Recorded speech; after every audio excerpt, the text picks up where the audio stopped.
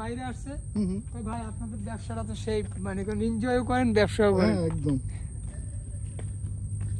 আমার যেমন ঢাকা শহরে একদম থাকতে পারি না, খুব কষ্ট হয়। আর আমার কাছে আমার ভালো লাগে যে আমার নিজের এলাকায় যদি মাটিও কাটি, একটা শান্তি অন্যরকম, বিশাল শান্তি। শান্তি মানে ঘরে থাকার থেকে বড় শান্তি আর নেই। বাইরে যাবেন কয়টা টাকা বেশি কামাবেন, কিন্তু লাইফ থাকবে না। জি। হ্যালো, আসসালামু আলাইকুম।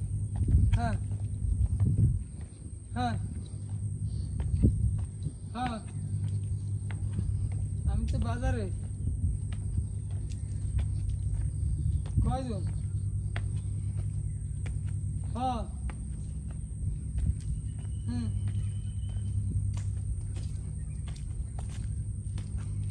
আচ্ছা ঠিক আছে, পরে বই তোর ফোন তুমি পড়ে দিয়ে নিস। হ্যাঁ হ্যাঁ হ্যাঁ।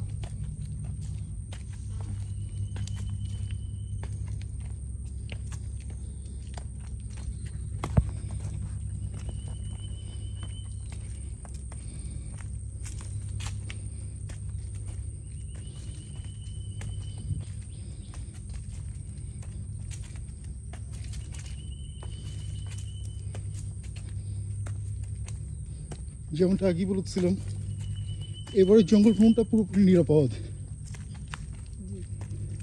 আপনার ওই মানে ওদিকে বললাম না, ওদিকে যে এরকম ই নাই, কিন্তু যে শুধু নদীর মানে বনের পাশ দিয়ে চলবে, আপনি নদীর উপভোগ করবেন। আর ওই যদি নসিব ভালো থাকে, ওই চরের উপর দেখবেন ওই বড় কুমির দেখছেন না, কুমির উঠে বসে আছে, যদি নসিব ভালো থাকে। এটা তো ভালো নসিব, তো খারাপ নসিব। না না না, এই যে মনে করেন ও তো ওর মতন থাকে। আচ্ছা আচ্ছা আচ্ছা। তারপর আপনার হরিণের ঝাঁক থাকে, উন্মুক্ত, এদের মতন বাধা না। বাহ। তারপর আপনার ওই বানরের ঝাঁক থাকে, তারপর আপনার ওই বাঘও দেখা যায়, সাঁতার নদী সাঁতার দিয়ে এপার দিয়ে ওপর যাচ্ছে। হো, একদম সামনাসামনি দেখা যাবে এগুলো?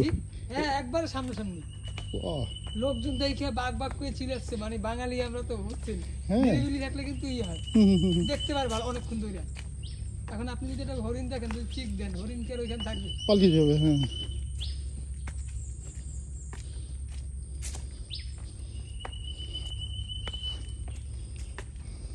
ওই আমার ফ্রেন্ড ওই যে ও ঘুরে আসছে না, মাঝে দিয়ে একটা বাঘ মারা গেছে, এখানে আনছিল।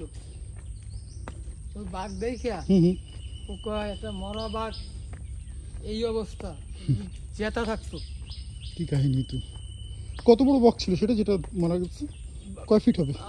আমি আর আমার বন্ধু তিনজন মিলেই সমান একটা হবে।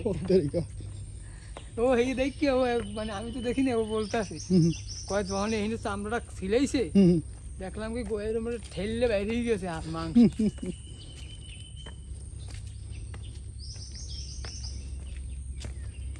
এটা হচ্ছে বাইন গাছ, আর এরকম গাছ বনের গভীর বনের ভিতরে প্রচুর আছে। আর এই যে গুহা দেখছেন না, এরকমের গুহা বড় বড় বিশাল, এর থেকে বড় বড় গুহা, এর ভিতরে সাপ থাকে। ও, বাদরটা তখন একটা গুহার মধ্যে হাত ভরে দিল সিধা, সে তো সেখানেই অনেক পাখি ঢুকে, পাখি তো যাই যাই বাসা বাঁধতে চায়, পাখি তো বুঝে না। আর যদি সাপের খিদাও থাকে পেটে, কাপকে ধরলে। আমার এক ভাই ছিল, ওই জঙ্গলে গেছিল, বিশাল এক গাছ, গাছের ভিতরে ফাঁকা, ও তো জানে না। ও ওকে। ও গোড়ায় দিয়ে কাটতেছে, যে কাটছে মনে করেন গাছ যে পড়ে গেছে, আর ওই খোলল দিয়া বিশাল এক সাপ কাপ করে বাইরে গেছে, বাচ্চা বাচ্চা সব। তোরে কামড়ানি? না, ও তো চাইছে মনে করেন আর এক কোপ মারবে, মানে আইট করছে যে আর একটা কোপ দেবে, মানে বড়টারে। এর ভিতরে ওস্তাদ থাকে, যারা বনের ভিতরে যায় তাদের কিন্তু একজন ওস্তাদ থাকে। আচ্ছা। কুফুরিময় মানে দোয়া কালাম জানে, বিপদ আপদ থেকে বাঁচতে পারে, আল্লাহর উচিলে কিছু জানে। তাই ওই সে মনে করেন ডাক দিয়ে মনে করেন নিষেধ করছে, তুই কি করতেছ, যা করছো ওটা তুই না জানিয়ে করছো, তুই জানো ওর ভিতরে আছে, তুই যেটা করছো না জানিয়ে করছো, কিন্তু তুই এখন যেটা করতেছ এটা যাই না করতেছ, এটা করিস না, তোর সমস্যা হবে। তারা কখনো মনে করেন ওই প্রাণীর ক্ষতি করতে চায় না, না না, কোনো প্রাণীর ক্ষতি করতে না। আর তারা ওই যে জায়গায় কাজ করবে ওই জায়গাটা মনে করেন দোয়া কালাম করে মনে করেন বান মারে। আচ্ছা আচ্ছা আচ্ছা। আবার ওই বান সাইডে দিতে হয় যাওয়ার সময়, নাহলে ওস্তাদেরও খবর আছে। বুঝতে পারছেন?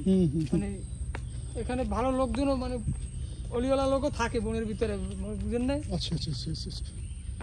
অনেক আছে এরকম। হ্যাঁ, এরকম ওস্তাদ। এই ওস্তাদগুলো যারাই কাজ করতে যায় জঙ্গলে সবাই একটা করে নিয়ে যায় এরকম? হ্যাঁ হ্যাঁ। এদের কিরকম টাকা পয়সা দেওয়া লাগে নাকি কাদের? এই ওস্তাদদের?